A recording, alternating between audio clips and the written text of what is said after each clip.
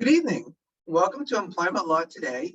I'm your host, Eric Sauber. I'm an employment law and business law attorney, and I host this live weekly talk radio show and this live video broadcast every Tuesday night from 5 p.m. to 6 p.m. right here on Talk Radio NYC, where I have guests who discuss some of the most novel, challenging, and relevant issues that employers and business owners face during these trying times. And in the spirit of that purpose of my show, I would like to welcome tonight, very pleased to have as our guest, Ms. Jennifer Brown, CEO and founder of Jennifer Brown Consulting. She's an author, a writer, a speaker. Jennifer, welcome to the show. Thanks, Eric. I'm so happy to be here with you. Great. I'm happy that you can make it as well. It's great to have you on tonight. I think we have an excellent topic that we can discuss. It's really relevant and timely, and especially in light of recent events. So it's just great to have you here with us this evening.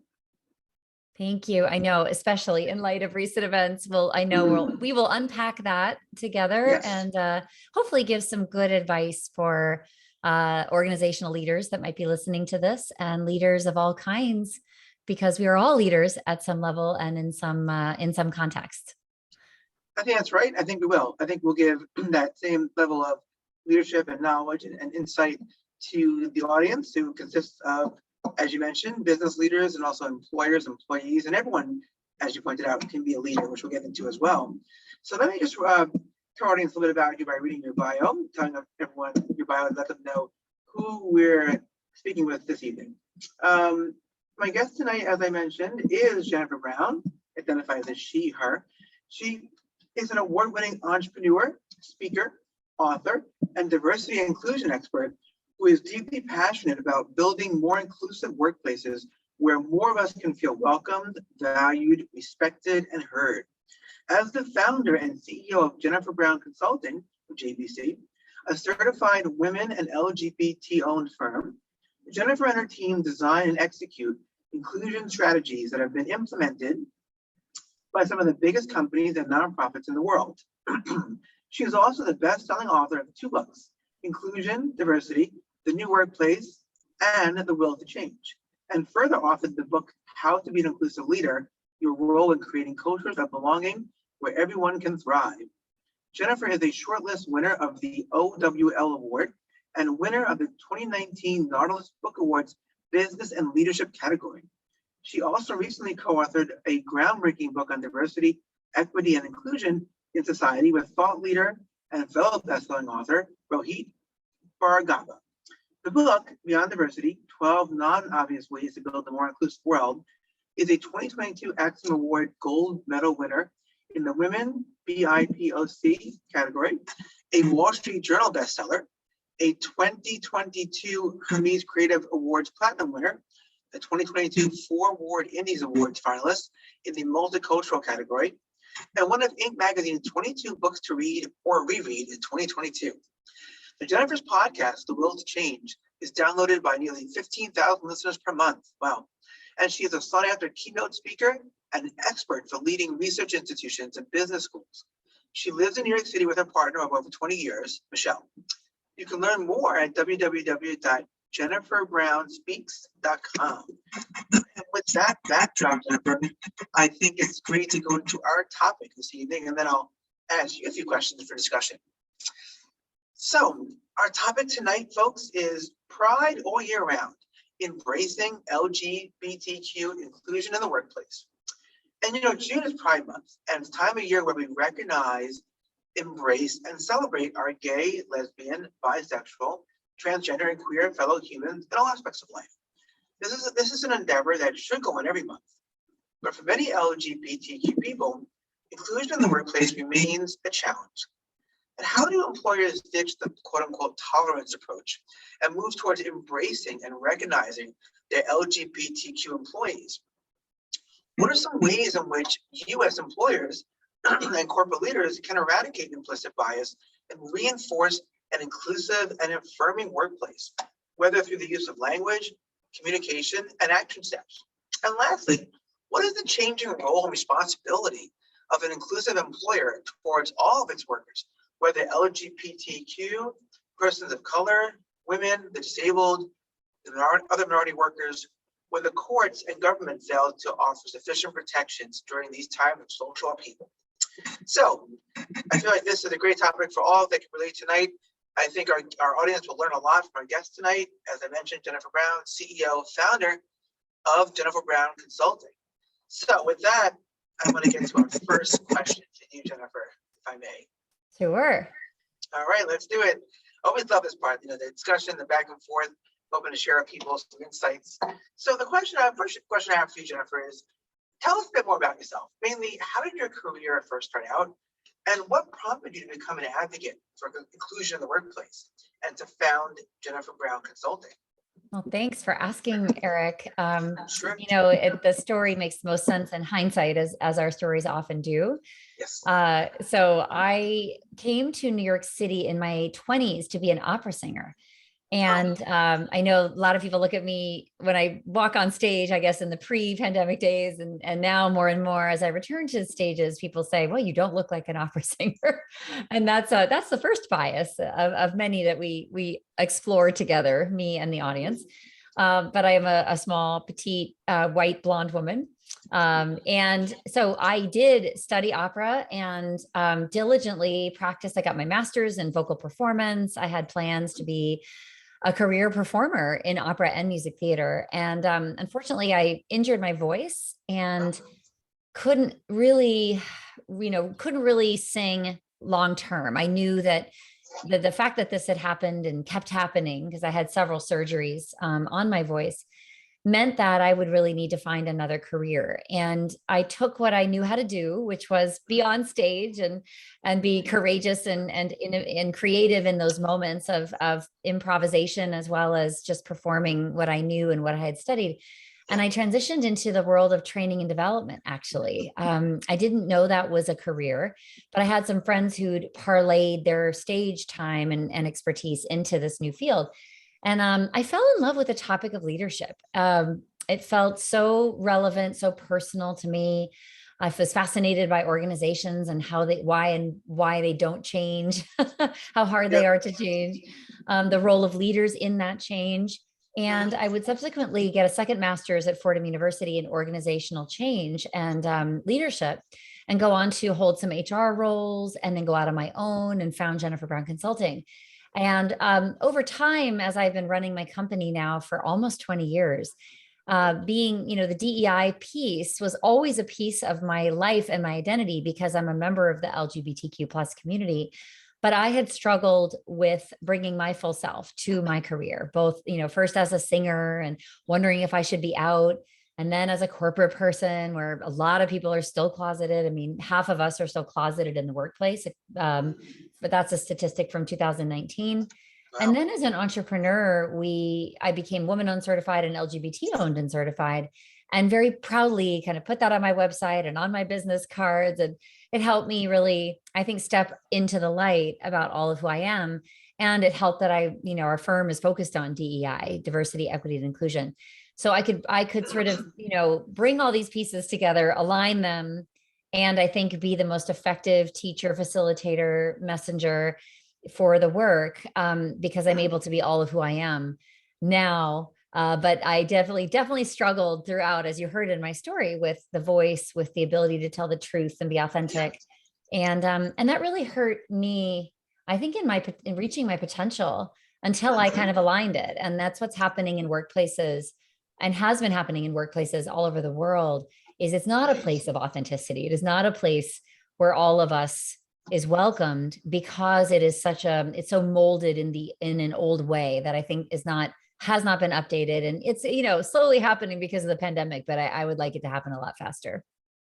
Yeah, that's a great background story, Jennifer. I appreciate you sharing with us your background there, experience. It's interesting. You talked about the voice injury. I'm starting to hear about that happening, but the way you're able to recover from that, recuperate, and take, I guess, your passion and your drive and the skills and talents that you have, being in front of people, communicating, speaking, and then parlaying that into organizational change and leadership. It's very inspiring. I think it's great to hear that. I think a lot of times people have injuries that sideline their initial career, and then they have to find something else. But so that was an interesting piece I heard. I also heard about, the whole sort of being your authentic self and feeling like almost like say, muted or stymied or not your full self if you're not out. And then of course the concept that I think you said the statistic or so being at 50%, like the corporate workplace not being open out about their sexual orientation, and for understandable reasons, which we'll get into tonight. I think you talk about just reaching your potential when you are authentic, and I think everyone I've ever known who sort of became more in line with their authentic self, that's when they started to really blossom and flourish. And so I'm glad that it sounds like you've really hit your stride. Just by way of your bio, I read it out to the audience tonight, and by way of your books and your company. So appreciate all that background. I have another question that I want to ask you, of course. Just a few questions to go into this evening. Let's see. And the question, I'm also about a minute shy of our first commercial break. I'm wondering if we can take that break a minute early and then get into our questions. I don't ask you a brand new question and then break in 45 seconds. But I think if we can take that break, I will just note for the audience that you're listening to and watching Employment Law Today. I'm your host, Eric Sauber. Our guest tonight is Ms. Jennifer Brown, CEO and founder of Jennifer Brown Consulting. When we come back, we'll talk more about some of the challenges and obstacles in the workplace that LGBTQ employees often face, including the detrimental impact that obstacles pose for the employer and the employee. And we'll discuss ways to resolve some of these issues and to create a better, more inclusive workplace. So listening to Employment Law Today with Jennifer Brown. Stick around, folks. We'll be back very shortly. We'll be going to commercial break and back in a minute. Are you a business owner? Do you want to be a business owner? Do you work with business owners? Hi, I'm Stephen Fry, your small and medium-sized business or SMB guy, and I'm the host of the new show, Always Friday. While I love to have fun on my show, we take those Friday feelings of freedom and clarity to discuss popular topics on the minds of SMBs today. Please join me and my various special guests on Friday at 11 a.m. on talkradio.nyc. Are you a conscious co-creator? Are you on a quest to raise your vibration and your consciousness? I'm Sam Leibowitz, your conscious consultant, and on my show, The Conscious Consultant Hour, Awakening Humanity, we will touch upon all these topics and more. Listen live at our new time on Thursdays at 12 noon Eastern Time. That's The Conscious Consultant Hour, Awakening Humanity, Thursdays, 12 noon on talkradio.nyc.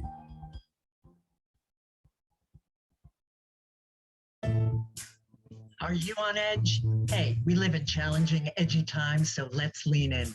I'm Sandra Bargman, the host of The Edge of Every Day, which airs each Monday at 7 p.m. Eastern Time on talkradio.nyc. Tune in live with me and my friends and colleagues as we share stories and perspectives about pushing boundaries and exploring our rough edges. That's The Edge of Every Day on Mondays at 7 p.m. Eastern Time on talkradio.nyc.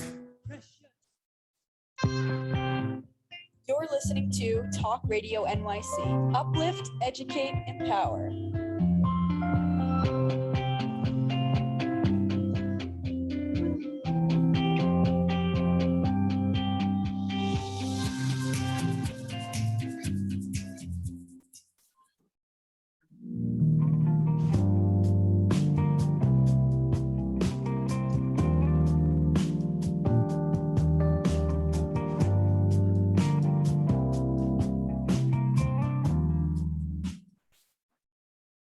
Welcome back to Employment Law Today.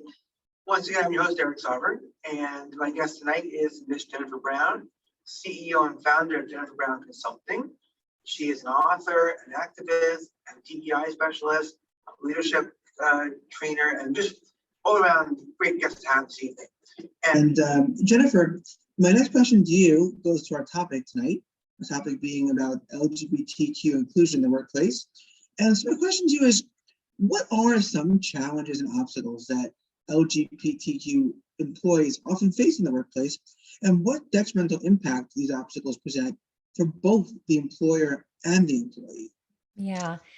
Yes, there are continuing challenges for so many kinds of identities that are traditionally underrepresented in the workplace. And so we can really think about it through that lens. So I'll highlight though some particular to the LGBTQ plus community, but I do want to always say there's diversity within the diversity. You know, there are both people of different gender identities and expressions. There are different sexual orientations. There's also different ethnicities. There are different abilities. So it's fascinating too, to view this in an intersectional way, which is what I just described.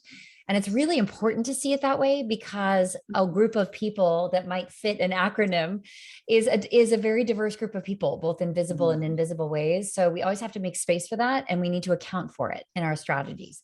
So what makes it difficult? There are a couple things.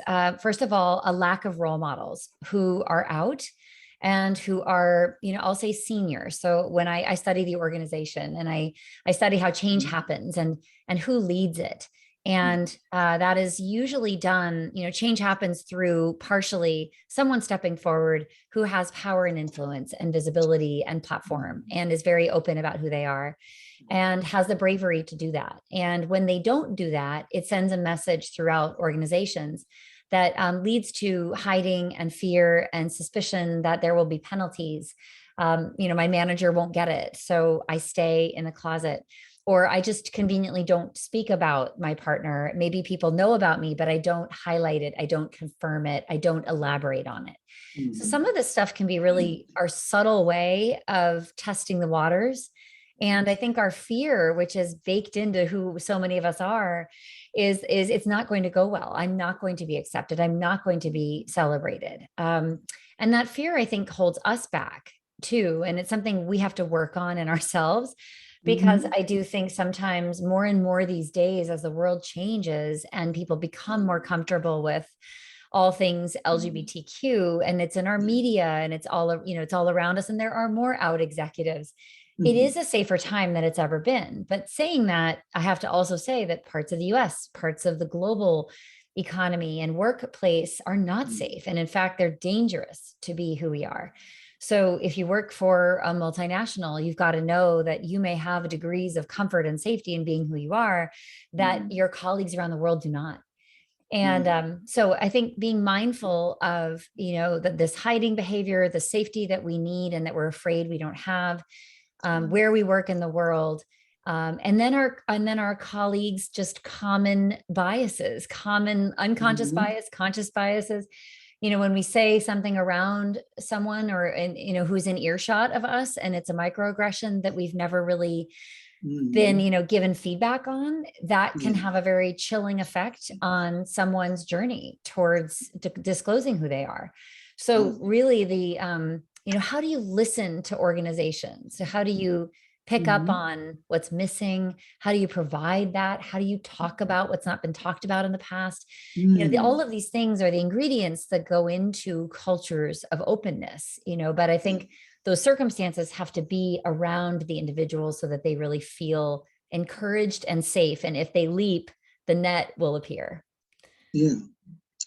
I can see those challenges really, you know, as you're describing them, just in terms of from clients of mine and business owners who have employees and what I've heard from people. But I have to say, you have a lot there. You mentioned microaggressions and unconscious bias. And while that's such a topic that's gaining, I think, more and more attention among HR consultants and diversity and inclusion experts, you know, this idea that discrimination or an unwelcome work environment is beyond just like the most, you know, egregious, obvious hostility of someone, you know, using a horrid racial slur, or, you know, calling someone a terrible name, or, you know, having a sign up, you know, that says, you know, if you're, you know, effing blank, don't bother applying to this job.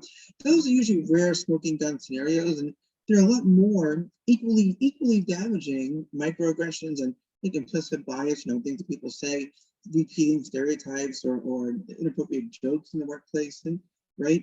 I think it's to call that out for the damage it can do, and I think that, if I hear you correctly, can reinforce the hiding for the employee, and then when the employee's hiding and not out, their coworkers don't get to really maybe challenge their own internal biases, because they're not seeing like, oh, you know, the person I thought, you know, is you know, quote unquote typical, forgive the phrase, you know, a lesbian or gay man or whatnot, you know, gay person, is not what they may have thought, some stereotypical, image.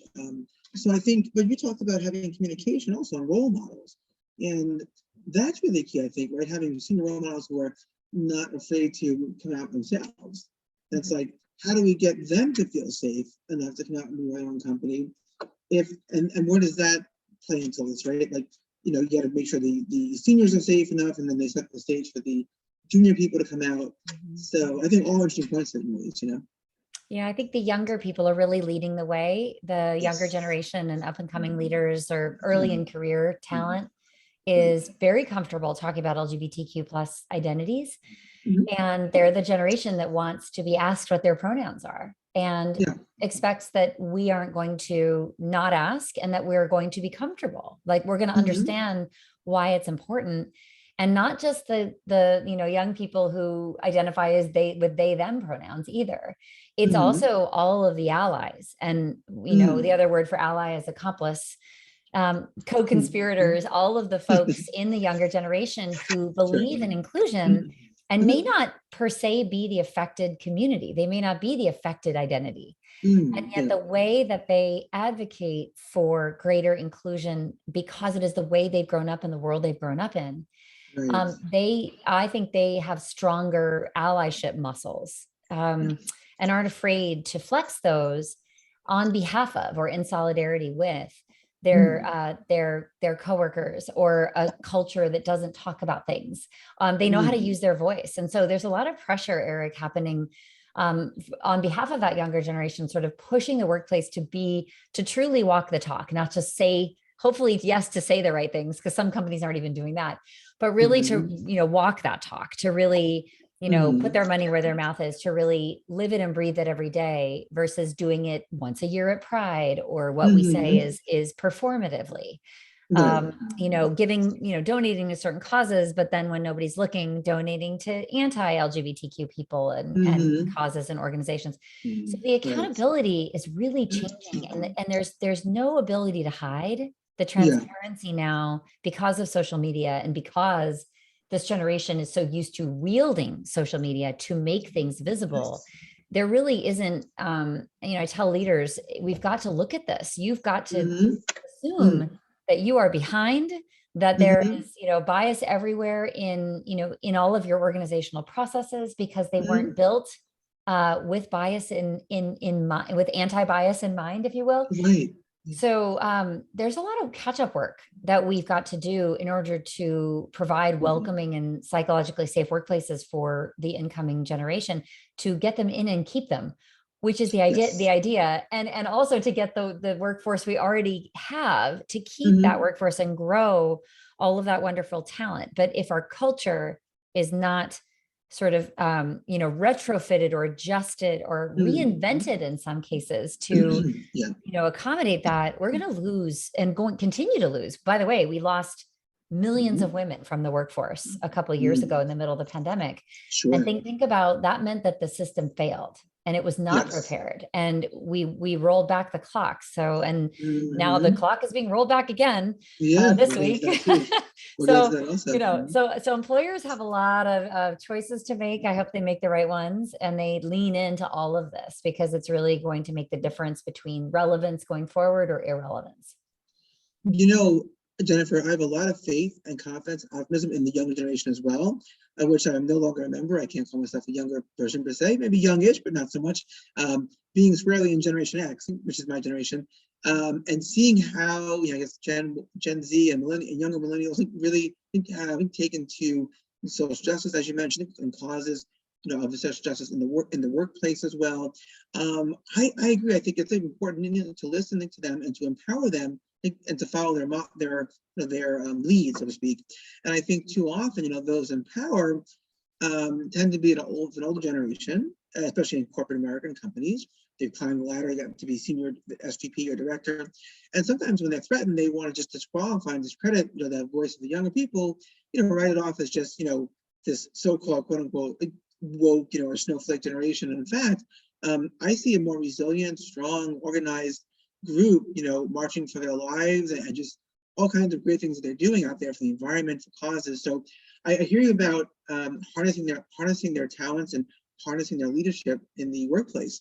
I also think it's key to talk about, like, some of the benefits to an employer of being more equal and more affirming of everyone and more inclusive. Because when people are hiding or feeling excluded or say threatened, or they're not safe, if they're not out as who they are, I think that productivity suffers, morale suffers, right? I think more instances I'd say of depression or anxiety, or perhaps addictions or substance abuse disorder may take effect, right? And people can't be themselves. So, that hurts the bottom line. I mean, I think there's a moral, ethical obligation to do the right thing. But even let's say if you're listening and you're like, well, I don't care about that stuff. I don't care about what's morally right. I want to make the most money I can.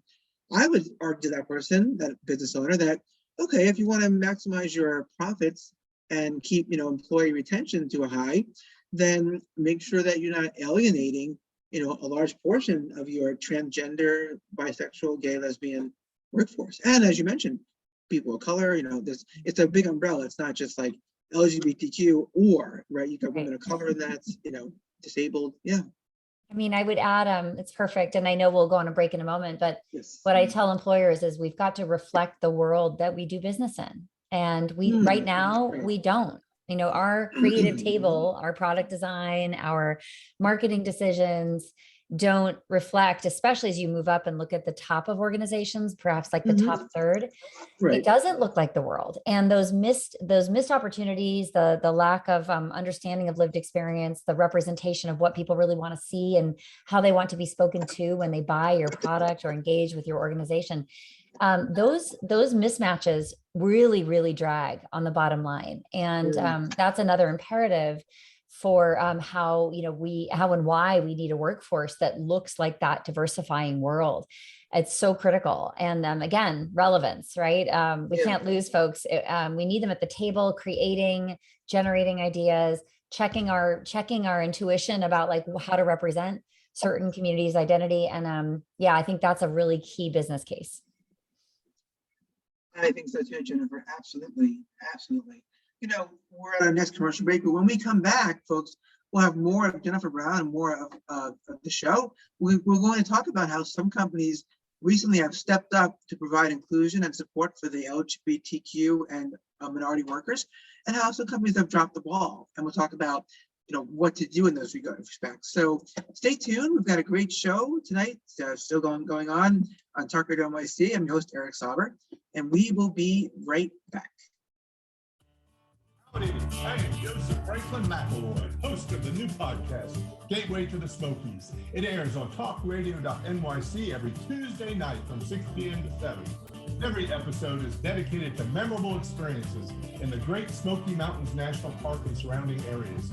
This show features experts and locals who will expound upon the richness of culture, history, and adventure that awaits you in the Smokies. Tune in every Tuesday from 6 p.m. to 7 on talkradio.nyc. Are you passionate about the conversation around racism? Hi, I'm Reverend Dr. TLC, host of the Dismantle Racism Show, which airs every Thursday at 11 a.m. Eastern on talkradio.nyc. Join me and my amazing guests as we discuss ways to uncover, dismantle, and eradicate racism. That's Thursdays at 11 o'clock a.m. on talkradio.nyc. Are you a small business trying to navigate the COVID-19 related employment laws? Hello, I'm Eric Sauver, employment law, business law attorney, and host of the new radio show, Employment Law Today. On my show, we'll have guests to discuss the common employment law challenges business owners are facing during these trying times. Tune in on Tuesday evenings from 5 p.m. to 6 p.m. Eastern Time on talkradio.nyc. You're listening to Talk Radio NYC at www.talkradio.nyc, now broadcasting 24 hours a day.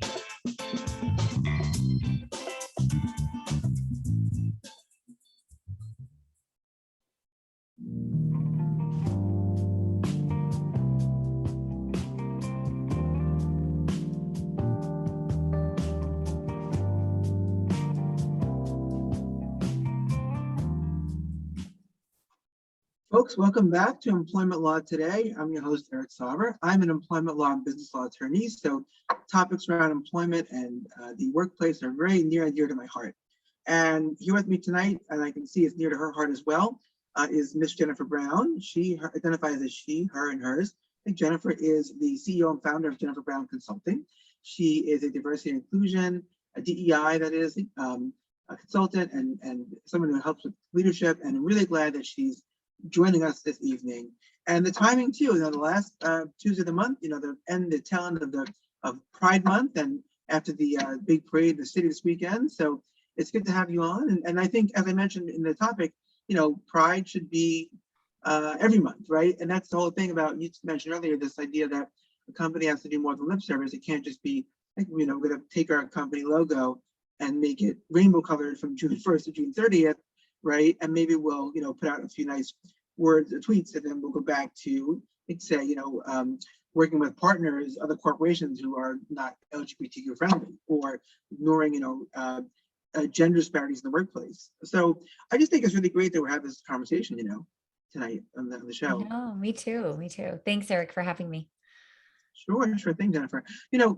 Before I get to my next question, something that you said, it kind of reminded me of this idea. You talked about the younger generation and how, in your observations in the workplace, they seem to be much more, vocal about social justice and equality, and about the LGBTQ, workers being embraced and celebrated. We're moving away from this archaic, really messed up language that I remember from the early 90s. And even more so-called allies, would use the phrase of tolerance, right? We have to tolerate, getting those people, which, as I said to you that when we spoke the other day, it always struck me as such a weird phrase, because you tolerate like a canker sore until it goes away. You tolerate a cold, you put up with, you deal with it, you accept, you kind of brace for it. You don't really welcome it. No one ever said, I have 3 young children, I tolerate them quite well. It's you embrace them, you love them, you're proud of them. And so I think the language is changing. But when you talk about, just one thing I'll say, the younger generation, adapting this sort of change,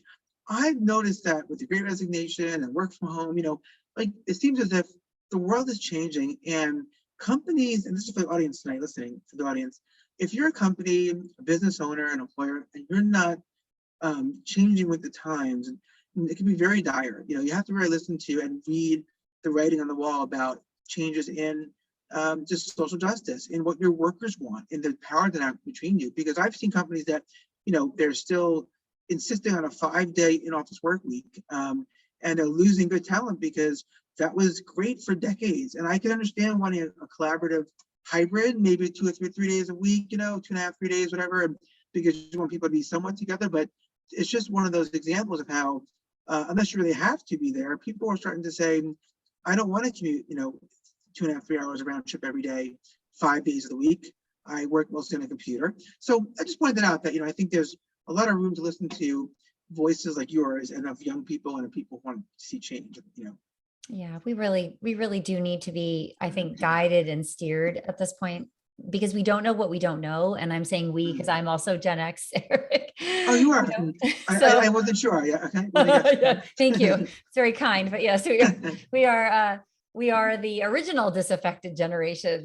Yes, which, we were. I love to reminisce about, the 80s and all that, but we don't know what we don't know. And yet we hold leadership positions. We have the responsibility to, to be very, very aware of the limitations of our lens, our generational lens. Remember, a lot of us grew up hearing, well, you're supposed to say and believe, I don't see color, for example. Or I don't care, who you sleep with, just don't bother me with it. Or, what does it have to do with business, And what we've come to understand is that difference really wants to be seen, and actually needs to be seen, because the playing field is still uneven. It's not, there's still so many of us laboring in workplaces where we aren't seen and heard, where there are additional obstacles because of bias. And every day we have to work doubly hard to kind of overcome those, in addition to doing what we're being paid to do. And not to mention the diminishment that we might feel every single day, kind of hearing sort of offhand comments and jokes, or not hearing anything, hearing silence, when things are happening outside of the company and in our society. those things, I call it death by a thousand cuts. Over time, it really adds up to feeling diminished.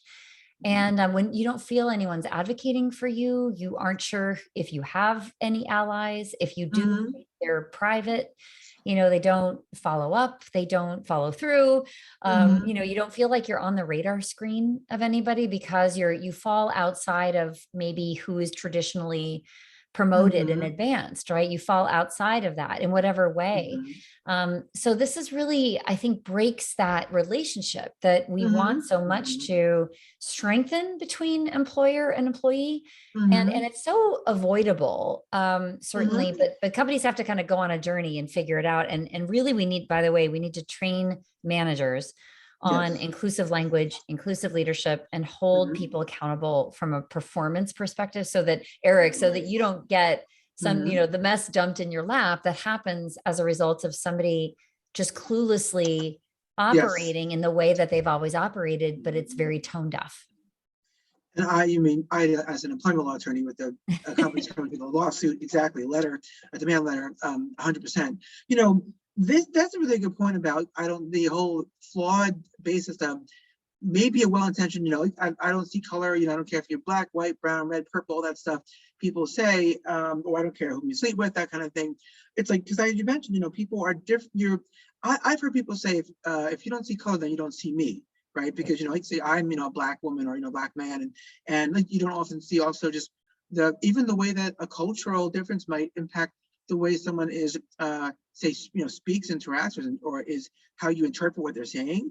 And I think, not seeing, say, color or gender or sexual orientation, it actually almost has that effect of muting the person and who they are. And as you last pointed out, it's not a level playing field. And the idea that it has, I think, is kind of a naive, belief that, we're all equal now because some legislation was passed in 1964. And speaking of which, we'll get to Roe v. Wade in a moment. But I think, if someone said, I don't care, if you have, let's say, if you have blue eyes, green eyes, or gray eyes, or brown eyes, typically it's not a way to discriminate against people by eye color. And so, but no one says that because, the truth is it's a non-issue. But when it comes to gender and race, absolutely, I think language is important. And you talked about, training companies. Maybe a good segue into my next question about, let's talk about the companies out there and corporate responsibility. The question I have is, what some companies, recently, or how some companies recently stepped up to provide inclusion and support for the LGBTQ employees and workers, and how some companies maybe dropped the ball in this regard? Yes, so there's a lot of social issues swirling around right now, right, as we sit here. And I think that the best and most inclusive companies they're keeping a careful eye on the external environment and paying attention to what is important and critical and life-saving for different identities in their workforce. So they're not ignoring it or treating everybody the same. Like the point where you were just making is the old meritocracy argument. It's sort of like, the best will rise to the top and we just need to treat everybody equally. Well, that would work if we're all equipped similarly to succeed. And if we're not facing, unconscious bias and conscious bias, honestly, every day. But companies that are paying attention to, for example, if anything ever happens to something like gay marriage, which has been codified in the, in our law. However, we've seen recently that some surprising decisions are made that actually dismantle protections. Progressive companies might think ahead of and begin to prepare for that, to educate their employees about legal protections, or begin to think about different benefits that can be offered, or how they're going to counsel their employees to just feel protected and to be protected in the world.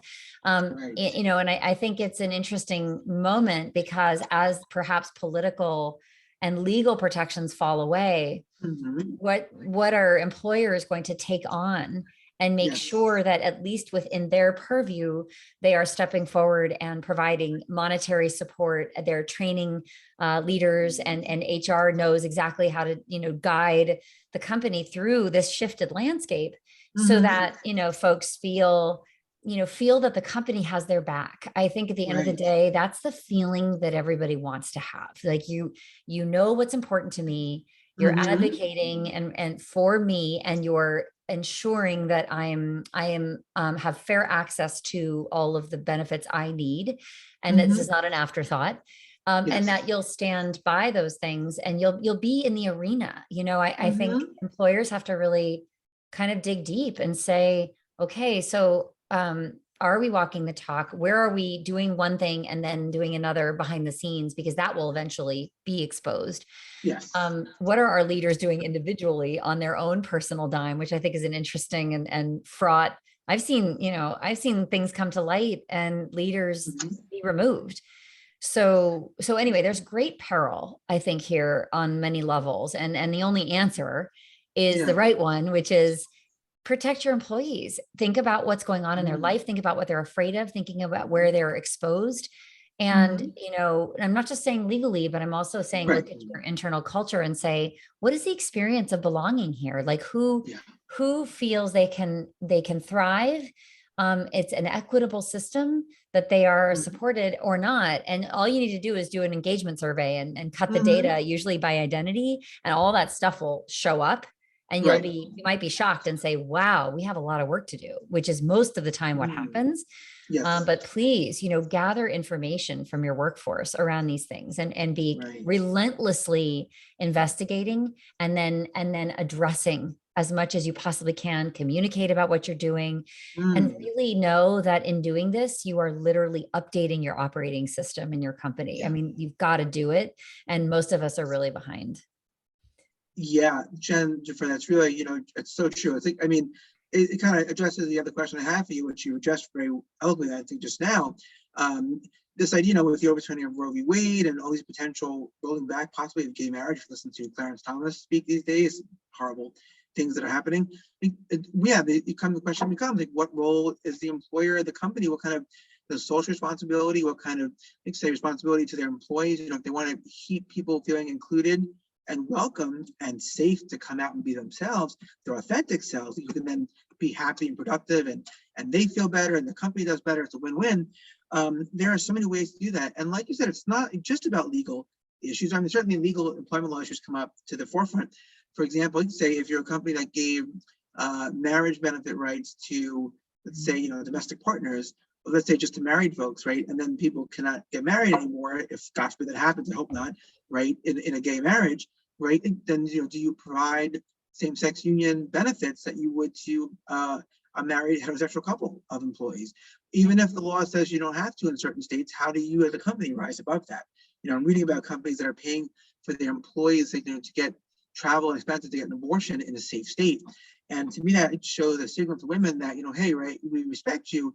We are trying to look out for you in light of what's happening. At least that's one interpretation for some companies, that they're doing that, hopefully not just for the publicity and the good PR. Right. Although I do believe you can do things for good press and good motivation at the same time, right? Not necessarily mutually exclusive. Yeah. Right. And you should brag about what you have that you're offering, because it's a differentiator. And actually, maybe it inspires your competition to say, hey, you know what? If Starbucks is doing this, maybe we, Pete's Coffee, whatever the other chain might be, should do it as well. I think that preparation you mentioned, this is great to have these concrete, can we talk about the sort of the lofty, the ideals of what we're aspiring for, but how do we get there? We get there through, you mentioned, like, gathering informational surveys and communication with employees and education about what the issues are. I think that education should go both ways. I think leaders should encourage their employees to educate them, right? What are some issues? Why are pronouns important? I've heard people of different generations say, I don't understand the pronoun thing, right? In my generation, it's just she and him, he and her, she and it's there's no they, you can't be both. And it's like, people that, oh, well, I think biologically you're one or the other. And that's my generation, the way we think of things. And, generationally speaking, people had certain language for African-American people in the 50s that was acceptable terms that are now quite insulting. And the whole idea of like, well, we did this in my day is not really, it doesn't cut it. It doesn't cut it with your employees and frankly, with your customers and clients. Look at some of those tone-deaf commercials that come out, or even tone-deaf decisions like Disney or Netflix, the way they reacted to certain issues involving transgender and gay employees. Florida, the whole Disney issue with Don't Say Gay bill. And so I just think it's interesting that, you're talking about this issue and reminding employers to be educated and be mindful of what their employees need to thrive and function.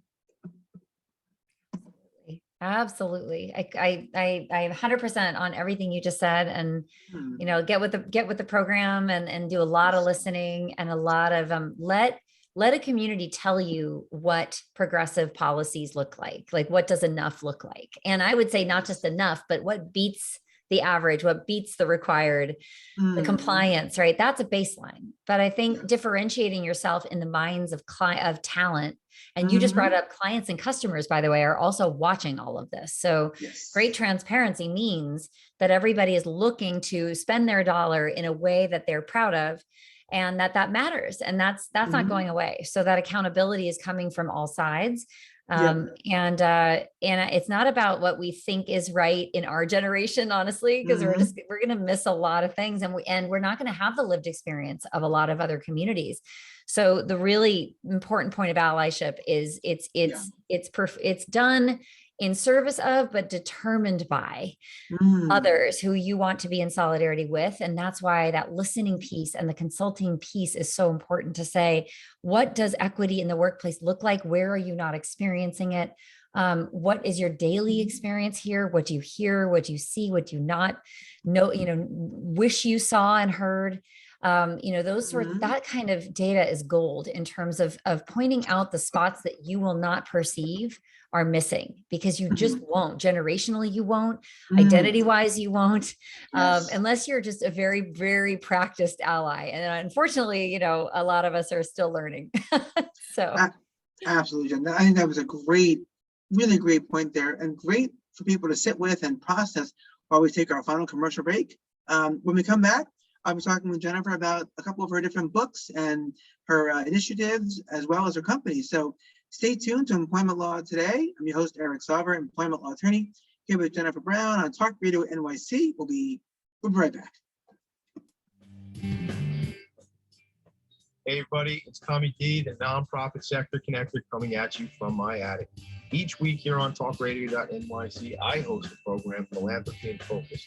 Nonprofits impact us each and every day, and it's my focus to help them amplify their message and tell their story. Listen each week at 10 a.m. Eastern Standard Time until 11 a.m. Eastern Standard Time, right here on talkradio.nyc. In a post-COVID world, you may have many unanswered questions regarding your health. Are you looking to live a healthier lifestyle? Do you have a desire to learn more about mental health and enhance your quality of life? Or do you just want to participate in self-understanding and awareness? I'm Frank R. Harrison, host of Frank About Health, and each Thursday, I will tackle these questions and work to enlighten you. Tune in every Thursday at 5 p.m. on talkradio.nyc, and I will be frank about health to advocate for all of us.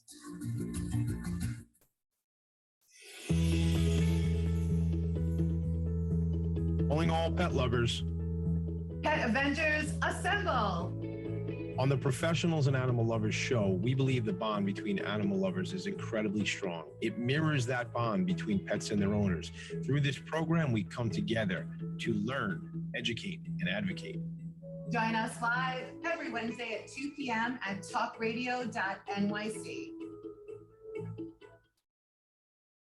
You're listening to Talk Radio NYC at www.talkradio.nyc. Now broadcasting 24 hours a day.